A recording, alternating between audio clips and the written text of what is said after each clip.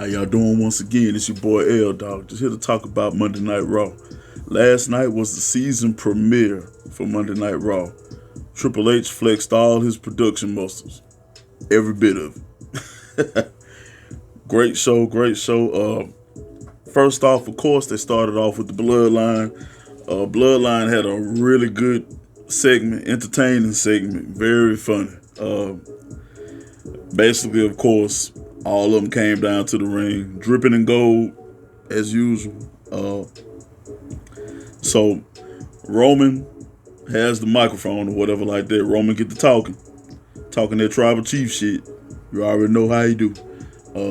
So he get to talking about, my granddaddy used to tell me the loudest one in the room is the weakest. And also the loudest one in the room is a fool. And he got to looking at Jey Uso. Now, y'all all know the last couple of weeks, Jey Uso been, as the honorary Uso would say, the hothead. So, Jey and Roman, they lock eyes at each other. You feel the tension in the air, already. And then all of a sudden, the honorary Uso, Sami Zayn, come to the rescue. Sami Zayn steps in and was like, honestly, Tribal Chief, you said Jey was my problem, so I would like to take the liberty of taking care of this problem. And the crowd is like going nuts. Sami is so over with the crowd. It's crazy. Like if he do a not a heel turn, but a babyface turn right now, he be winning. He would be probably the biggest face in the company right now. Real shit. But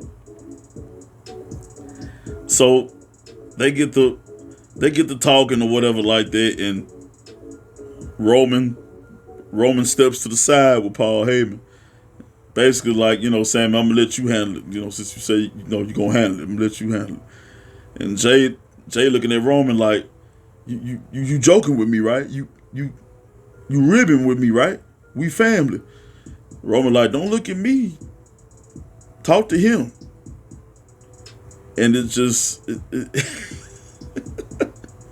so Sammy go on a rant saying, I don't know what the problem is, Oos or whatever like that. Everybody's cool. And they was like, look at Jimmy. Everybody loves Jimmy. Look at that smile on Jimmy. I mean, the crowd participation, everybody's with it. It's just fun. Just good fun. And then he go over there to Solo. And Solo, he always got this stone look on his face. And he got over to the Solo like, look, he's always so stone faced. But, he's cool, right? He's cool. Sammy is gold. Sammy with the bloodline is nothing wrong with that shit at all. I'm with it.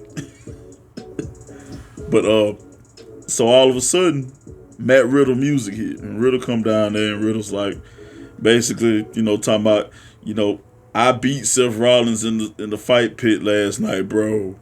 You know what I'm saying? So I was thinking, since I did that and had such a good showing, a good match, how about you challenge me tonight, right here, for the undisputed Universal WWE Championship? The crowd all behind him, and Roman said, y'all, is that what y'all want? Y'all think I should give him another shot at the title? And there, Cross, they like, yeah. And Roman look at the camera like, nah, I done beat your ass already. You at the back of the line, damn it, you stay at the back of the line. And Matt Riddle was like, well, how about one of your bloodline bros? And then Jey said, hey, Sammy, what you gonna do about that? He's like, he calling you out. I mean, what you gonna do about that? You gonna deal with that disrespect, bro? You gonna deal with that disrespect, Oos? You are the honorary Oos, right?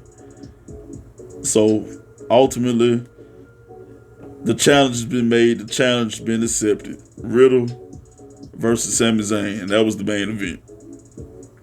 But all in all, very funny segment. Very funny segment. But moving right along. Second match, Johnny Gargano versus Austin Theory. Now, basically the student versus the teacher. You know what I'm saying? I already said they were in a faction in NXT called The Way, and Johnny Gargano was kind of a mentor to Austin Theory. And, you know, Austin Theory letting the success that he's had go to his head, you know what I'm saying? And basically taunting Johnny Gargano. And great match. They had a fire-ass match. I mean, it was very good. Back and forth action. Great chemistry. Fast-paced. You know, they did not disappoint. That's what I expected from them. And, of course, Johnny Gargano got the win. You know what I'm saying? So I'm very anxious to see where this leads to. Could this turn into a potential rival? I think it kind of already has. And of course, you know, Austin Theory still is Mr. Money in the Bank. I wonder when he planning on cashing that in. I mean, he got a full year to wait. So we're going to see what happens. I mean, because if he cashed in on Roman right now, he loses. There's no way that he giving up that belt. He losing that belt to Austin Theory. There's no way. There's no way in hell. But moving right along. Okay. Rey Mysterio versus Chad Gable. Once again, good match. Technical match. Rey Mysterio pulled out the win, but in the middle of the match, who shows up? The Judgment Day. Like I said, right now they are the biggest pieces of shit in WWE right now. So of course, Rey Mysterio, he takes the win, and they starting to basically interfere. After Rey Mysterio wins, the Judgment Day, they come in and they start trying to beating up on Rey. It starts off with Dom. Dom like, hit me, hit me, do what you gotta do, and Rey kind of clears the ring of the Judgment Day, and then Dom blindsides him from behind. You know what I'm saying? It was one of the moments like, man, this has got to happen. Take that boy yours to the woodshed and beat his ass. I'm talking about and put a different mask on to show you different emotions while you're beating his ass. I mean, he deserves this ass whooping. It's damn it, he deserves it. No excuses, no nothing. He deserves his ass whooping. And so what ends up happening, Dom clotheslines him, and Dom ends up hitting Rey with the 619. The ultimate disrespect. Rhea Ripley was sitting there holding his arms against the ropes while he hit the 619. And Rhea is the biggest bitch on the planet right now. I'm just gonna go over to say it. Especially since she came out and she got an armband on that says Beth on it. Bitch. With all due respect, I'm gonna disrespect respectfully. Shout out to Uncle Murder. But man, yeah, it's just bad. So they showed the after effects of it. Rey sitting ringside, and Rey's basically, distraught at what just happened. So, he leaves the ring, and then all the Judgment Day out there, and they cut their little promo or whatever like that, talking about what they did. Finn boasting, talking about, Finn say, I'm too legit to quit.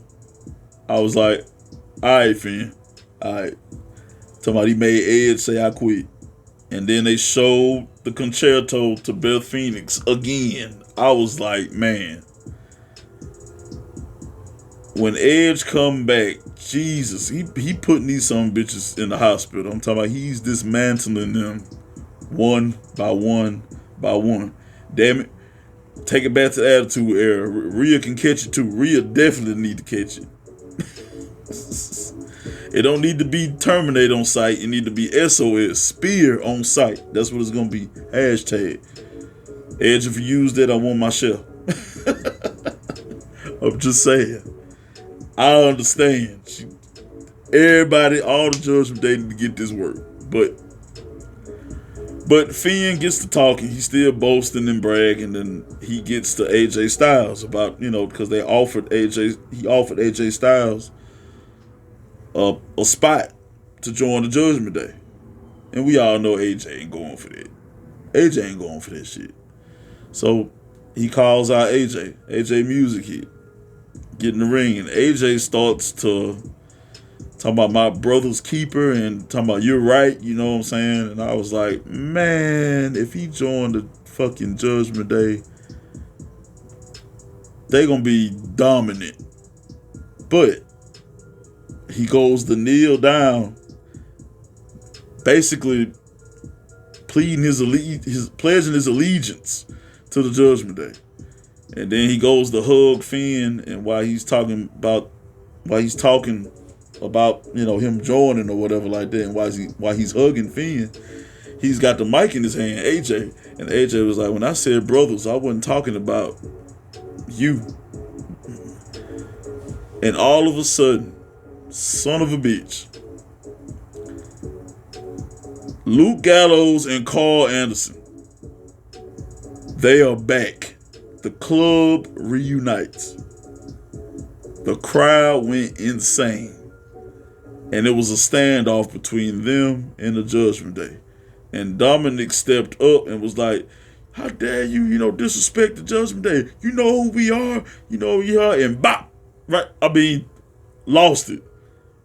So happy to see Dom getting his ass beat. But it was like, I was in there stomping my goddamn floor, like, whoop his ass. That's right. His daddy won't do it, damn it, I do it. Shit. But it was amazing segment. Amazing. So that's gonna be a great rivalry. The club versus Judgment Day. I can see that being a great rivalry. That's gonna work. Can't wait to see what happens in the coming weeks, especially when Edge comes back. Edge gonna be on some other shit when he come back. It's just gonna be a lot of chaos, and I'm all for it. Man, but moving right along. Oh, and there was a segment in the back with Roman and Jey Uso. Roman was back there. He was walking to the back. They was walking to the limousine. And Jey was like, where you going, Oos? Jey was like, we got business to do tonight. No. Roman's like, no, I'm going to go do New York tonight. And the wise man, Paul Heyman, and Solo going to be with me tonight. Jey, you ain't coming. You stay here and you make sure and you watch after you look after Sammy. And of course Jey got an issue with it. You know what I'm saying? Of course you already know the issues between him and Sammy. So it's love where they going with this bloodline storyline. Can't wait to see how everything play out. But the next match, Bayley was doing an interview in the back with Damage Control, talking about, she lost to Bianca at Extreme Rules or whatever like that. So she got a little chip on her shoulder. So basically, she had a match with Candace LeRae. Now this match was okay. Candace seemed like she had a little ring rust. It was like that in her last match a little bit too. I mean, don't get me wrong. I'm not knocking Candace. Candace has done great work in NXT, and she been away for a while. I know. I think her and Johnny had a baby. Yeah, they had a child. So, you know what I'm saying? It take getting back used to taking them bumps in the ring and falling on your ass, for a living. So you know what I'm saying? I understand, but Candace got the win. Candace beat Bayley, and of course, Damage Control runs out, and they start beating the shit out of Candace LeRae. I mean, they beat her. Jumper, you already know they're playing a numbers game. And then here comes the Raw Women's Champion, Bianca Belair, to the rescue. And Bianca got a few shots in, but the numbers game prevails. Bianca got decimated. So I see they looking to turn this into a long-term rivalry. Like they might slip other opponents in for Bianca every now and again, but Bayley's always gonna be there until she gets the belt back. And I'm cool with that. You know what I'm saying? A lot of good character progression can come from it. So we all for that. The next segment that they did was the Miz birthday celebration with Maurice. And of course, I was waiting for Dexter Lumis to pop up somewhere. Dexter Lumis popped up under a gift that was on the table. His head was there. And Miz took this baseball bat and he just started smashing up everything. And it was a funny segment. It was a funny segment.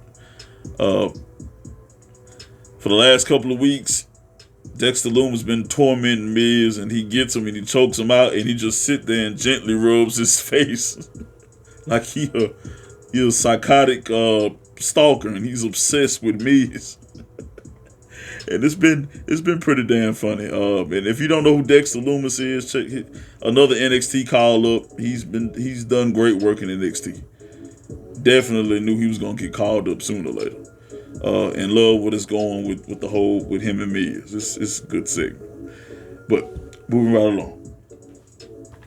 Next we have Almost.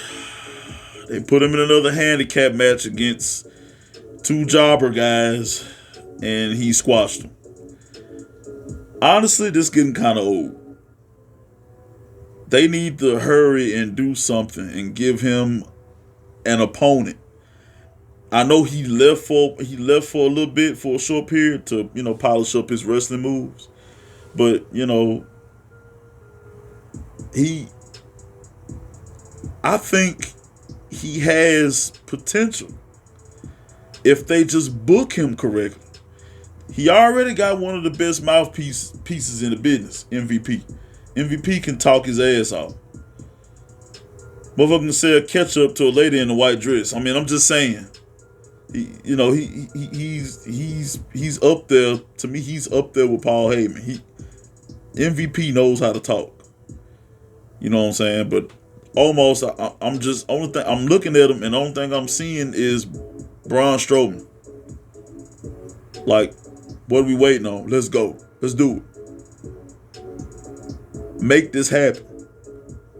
Because I guarantee it's gonna be a while before they put a strap or put a title on Almost. You know what I'm saying? He has to his character has to build. He has to build that character.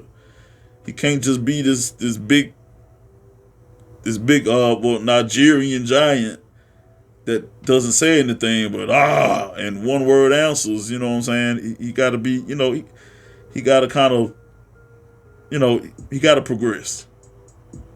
And he got to polish up that moveset. Just saying. But on to the next one.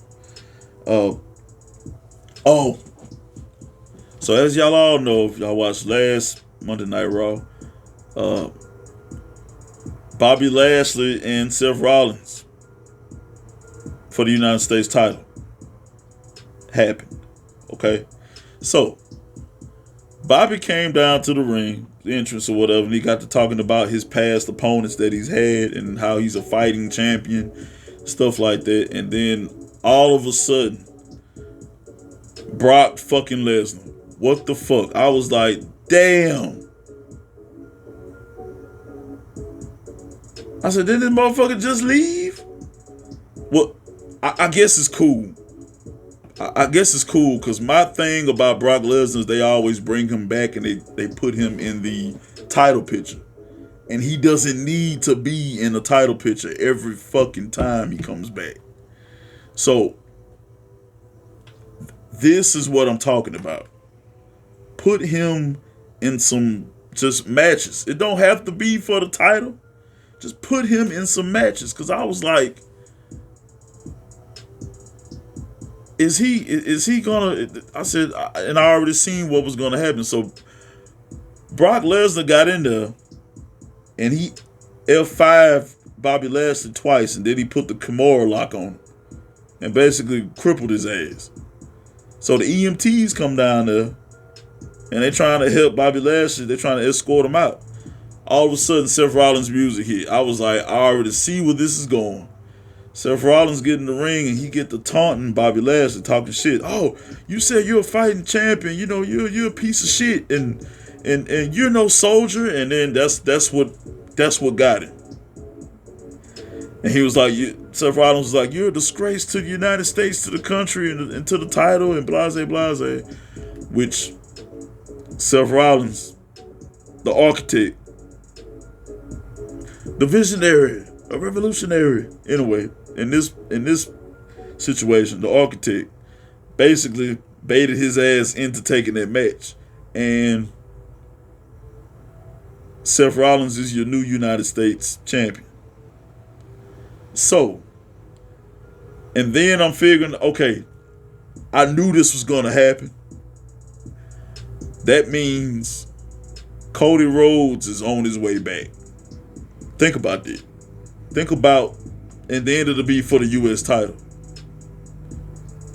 That'll be a hell of a match. First, for him, first title for Cody Rhodes on his comeback, United States title. Yes, it makes sense. And then Bobby Lashley afterwards was in the back, and basically he got interviewed talking about what happened with Brock Lesnar. He was like, I'm calling out Brock Lesnar next week to prove Brock Lesnar ain't nothing but a little bitch. I was like, okay. All right, Bobby. All right. Put that bass in your voice. You know what I'm saying? You're very kind of soft spoken. You know what I'm saying? Put that bass in your voice. Because Bobby Lashley is not the greatest on the microphone. He, with all due respect, he's not. He just ain't. He ain't it. But that, when he went back there and said "little bitch," I was like, okay, all right, yes sir. Let's get it. That's right. That's right. I was like, that's right, Brock, you a bitch. I've been saying it for years.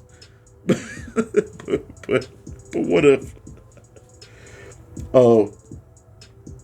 And it's crazy. Seth Rollins is so over with the crowd. Like, he's up there doing the little, the whole crowd is with him. If he turns face, he'll have no problem. They let you know that he's one of the elite WWE superstars because he can work both sides. Easy. But moving right along. And they did a promo with Bray Wyatt. And basically it was just a TV screen deal, and it was flashing, and you saw Bray Wyatt in the new mask or whatever like that. And he was just talking. I forgot exactly what he was saying, but it was cool. I love where they going with it. It was eerie. It was creepy. It's how it's supposed to be. But they said you find out on SmackDown, so that means Bray Wyatt is a part of the SmackDown roster. That's gonna be dope. I was thinking everybody expecting him to be on Raw, but I was like, they got a lot of stuff going on Raw right now. So, you know what I'm saying? Why not just put Bray on SmackDown? And Bray can, man, that's gonna elevate everything. I mean, they already got, the Bloodline, which originally that's what Roman Reigns' show, SmackDown. SmackDown where the Bloodline reside. You already know. But man, hopefully that Bray Wyatt being back, great things are coming, especially for SmackDown. Great things. But right along, main event. Matt Riddle versus Sami Zayn. Okay. Usos ringside. It's a good match. Very good match. We all know Riddle and Sami Zayn, former NXT guys. Sami Zayn, a vet, been doing it for a long time, and Riddle with his MMA background. Of course they were gonna put on a classic classic match. But the shenanigans that was going on outside, the Usos tried to get involved, tried to help Sammy out. Sammy got in Jay's face and was like, "What are you doing? I don't need your help."